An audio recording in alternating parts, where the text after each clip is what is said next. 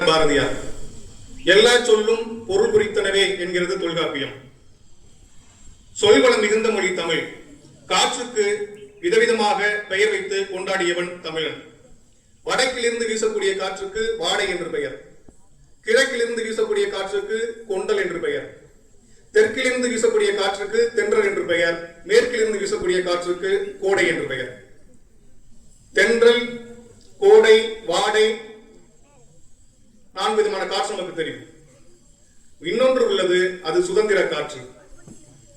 சுதந்திர காற்றை சுவாசிப்போம் என்னும் தலைப்பில் நம்மிடையே உரையாட வருகிறார் ஸ்டெஃபினா யாஸ்மின், 11ஆம் வகுப்பு மாணவி. அவர்களை வருக வருக என வரவேற்கிறேன்.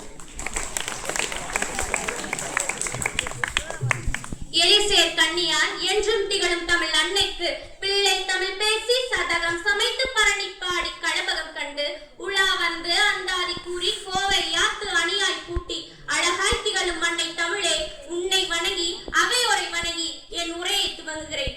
இதன் தரும் வாழ்வை இன்று நாம் காண மதம் பலவோடு மலர்ச்சியும் ஓங்க படை பலத்தோடு பாரதம் சிறந்திட பரந்த வானிலையே தடங்களை பதித்திட சிறந்த நம் கொடி சிலிர்ப்புடன் பறந்திட சுவாசிப்போம் சுதந்திர காற்றை.